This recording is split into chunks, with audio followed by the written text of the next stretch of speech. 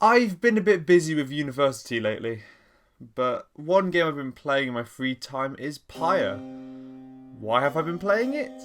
Well, I liked a lot of the story, visuals, and music in Hades, but it annoyed me as a game. So, I was thinking, as Hades is Supergiant's most popular game with the widest appeal, I should play their least popular game with the smallest appeal. And after sifting through reviews, Pyre came out on bottom. Let's talk about it! And no spoilers for now.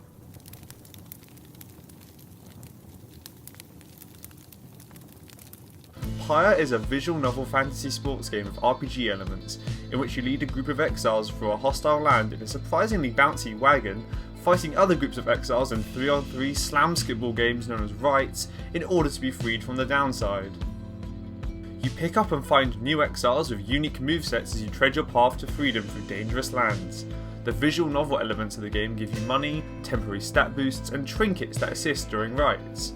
You'll also uncover more lore about the world and the characters you meet. Winning is important, but not entirely required. Win or lose, your story continues, taking your loss into account. This is perhaps one of the wildest setups for a game I've ever seen. One I feel has to be played to be believed if you enjoy Hades' music, storytelling style and characters, and also like the look of the gameplay so far. Pause this video right now and play it. You won't be disappointed.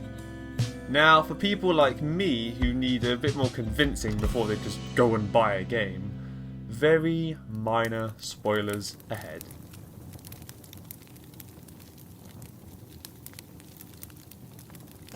If you couldn't tell, I really love this game. More so than Hades. Now, I'm not going to spend this whole video comparing Pyre to its more popular cousin, I promise. But I'll certainly bring it up occasionally, considering that statistically, you are much more likely to have heard of / played Hades. First off, the basic gameplay. I personally love things where you get to micromanage and control separate characters. Getting it right makes you feel like an unstoppable god with multiple fucking hell! Getting it right makes you feel like an unstoppable god with multiple ultra brains running at once. The rights themselves use very strange mechanics, but the game is good at introducing them to you, making you feel like you don't exactly know what you're doing, while not being unfair at all. The game's mechanics also lead to fun, fast, strategic gameplay with a hilarious array of stuff you can do. There's a lack of worded voice acting other than rights, but all the characters have unique voices. Joe Dariel.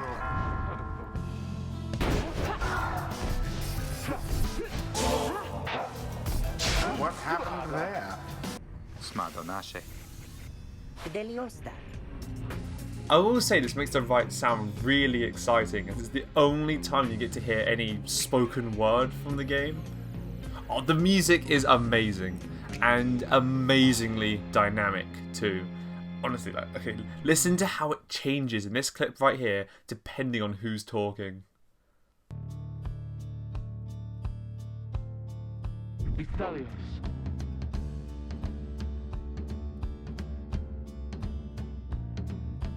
Doesn't deal my shake. Mukirisas.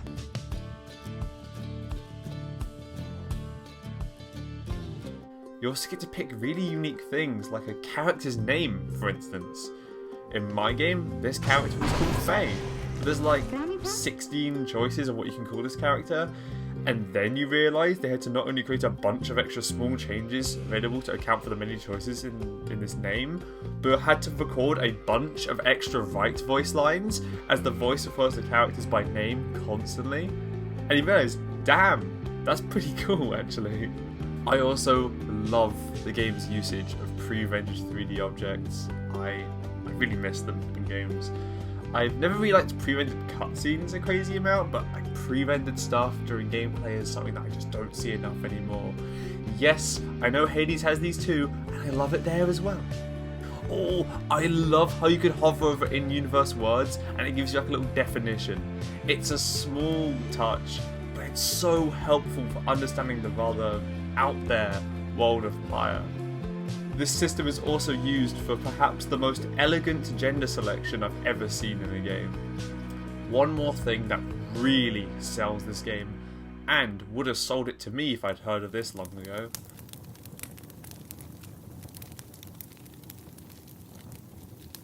This leveling system, man, am I amazed by it. It's genuinely like someone preempted my lives and leveling video years in advance. They've made a genius set of mechanics. Alright, so first up, there's only a set amount of rights that you can take place in throughout the game. You can't grind for levels, as you can only get experience by doing. This means that the developers can gauge roughly how good your characters are and, account for it. Secondly, you are forced to diversify your team. Occasionally, a character will be unwilling to take part in a fight for their own reasons. Maybe they're seasick, maybe they're fucking scared of the opponent, maybe someone new to the party is eager to partake instead. You just need to make sure other characters are getting their time well used, just in case you have to rely on them. Thirdly, and this is one of the best parts, when a character isn't used in a right, they gain inspiration. This doesn't raise their level directly like Pokemon's XP share, but instead it means they gain bonus XP the next time they partake. Inspiration can even stack more than once. Fourthly, well, this one's a bit more of a spoiler, so let's...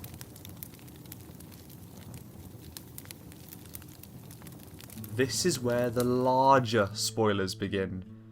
Now, if I were me in the past, before I'd played this game, then I'd dip off here. Now, don't get me wrong. Nothing I'm about to reveal will ruin playing the game for you, due to the way Pyre's narrative is very much decided upon by you. Do what you feel is right. So, fourthly, you might lose characters forever. You know how the whole point of the game is getting exiles out of the downside? Well, here's the catch. Only one character can be freed from exile at once.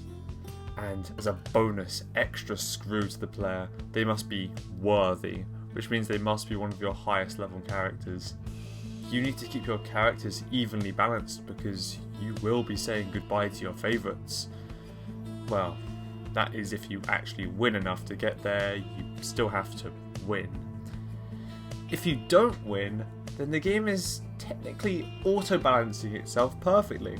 The longer you go without freeing someone, the stronger all your characters become. Some of the later upgrades are hilariously broken, so eventually you end up on top of a powerful triumvirate, one that you'll have to get rid of. Who goes free is up to you. So you really have a choice in how things go down.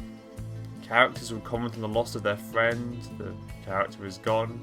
If you hover over their name in text boxes, their description lists them as free from exile. This is my favourite way a game has ever approached never seeing someone again, ever. It's such a perfect mix of sweet and sad. This gameplay footage of me freeing Jodario is genuinely bittersweet for me to watch. She was my favourite character, in both who she was and in gameplay. The thing is, the longer you spend talking to a character, the more you learn about them. I'm not going to hear any more about Jodario on this file. Felt right to set her free.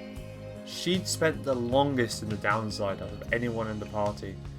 I didn't want her rotting here any longer. I didn't. This game got me to take a massively disadvantageous choice because it made me care about its character's backstory. Or what little I'd heard of it. This moment in the game is when I started loving Pyre. I was worried the game would run out of tricks to pull. The whole first journey, turns out, was just the tutorial to what comes next.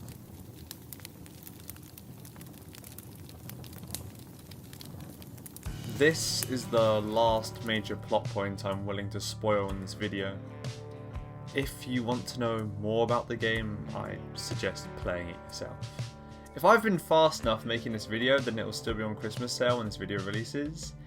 If not, feel free to wait. Supergiant are always putting their games on sale. But between you and me, this one's worth full price. Right, so after you either free one of your own or free someone else from exile, you find that there's nowhere else to travel. You've reached the end of the land. What now? Suddenly, your wagon is upgraded to be able to fly across the land. You can pick your next rights destination from a multitude of choices.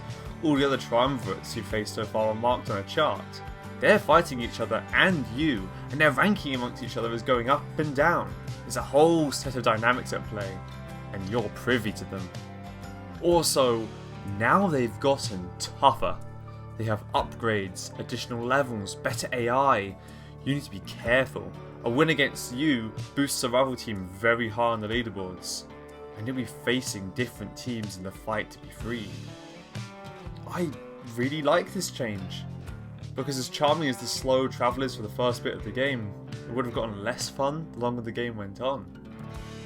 Now, it feels like the world is wider and more complex than ever before.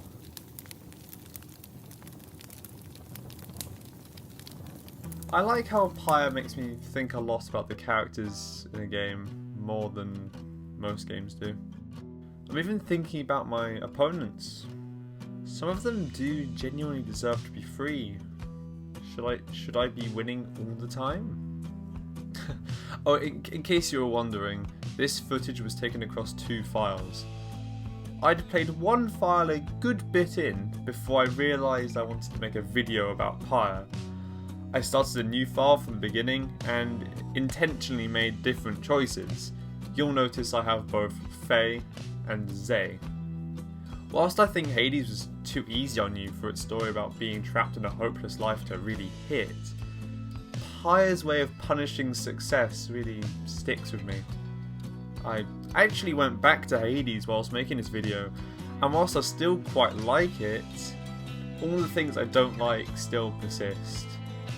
I'll certainly make videos on Transistor and Bastion too, and when Supergiant releases their next title, I'll talk about it, when I feel like it. Haven't really got much more I want to say. Go play the game for yourself. It's on like PC, Mac, and PS4. Yes, it's the only Supergiant game not on the Switch. It's a shame. I would like to have more people to play it, but hey, at least it runs on like pretty bad computers. So I hope this has been a nice, cozy little video, and I hope you have a wonderful day.